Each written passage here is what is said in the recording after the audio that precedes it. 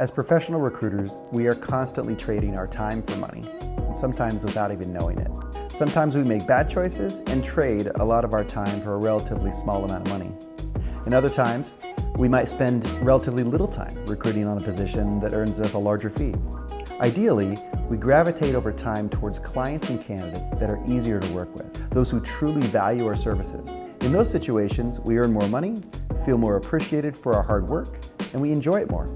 To that end, I want to share 7 key qualifiers that have helped me qualify my job orders more effectively, saving me a lot of time and money, and creating a better placement experience for my clients, candidates, and for myself. It's also important for me to mention that I evaluate all of these qualifiers as a whole group in order to determine an overall value or score, meaning I do not need to have all 7 factors working in my favor to still be worth my time. So the first thing I and most recruiters do is size up the overall deal value. I have to determine if the fee amount for the permanent placement or the total gross margin for the contract placement is large enough to be worth working on. So I first have to determine how much work it will take relative to the amount I will be paid, assuming all other factors are positive. If so, then I evaluate the second qualifying factor that I call fillability. You quickly learn as a recruiter that hard-to-fill positions are extremely easy to find. It's usually that the salary is too low or the skills requirements are too high. In either case, if the client can't see that problem after I've pointed it out, I generally don't take the job. Third, I size up the general industry against this specific company's culture, the hiring manager, the job duties, the salary, and all the company benefits. Does the company and this specific opportunity have something that my candidates would be attracted to? Is the company disrupting their industry?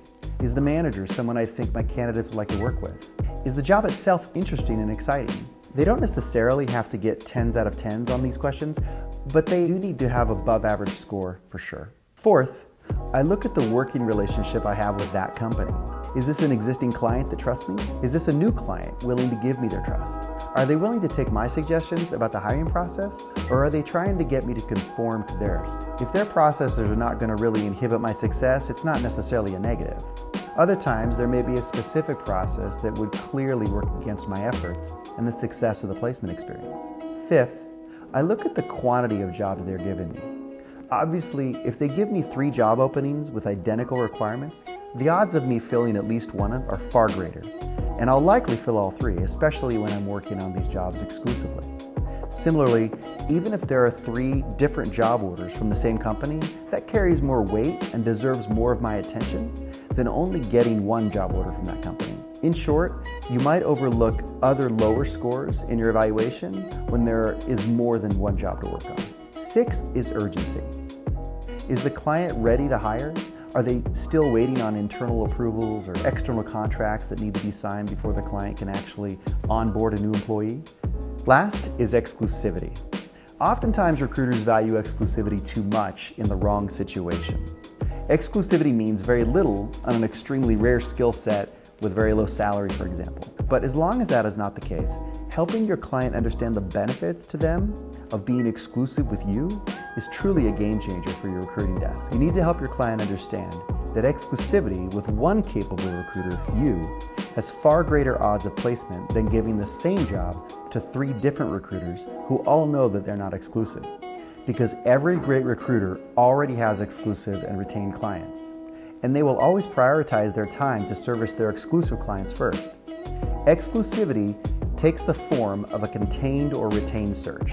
In the contained search, the client gives exclusivity in exchange for a dedicated and effectively retained search, but still with no upfront costs. And a retained search, of course, comes with some amount paid up front, which also ensures dedication and priority of your time. Also, exclusivity in a contained search can just be for a week or 2 if they don't feel comfortable locking into a long-term exclusive search. Remember, your time is valuable.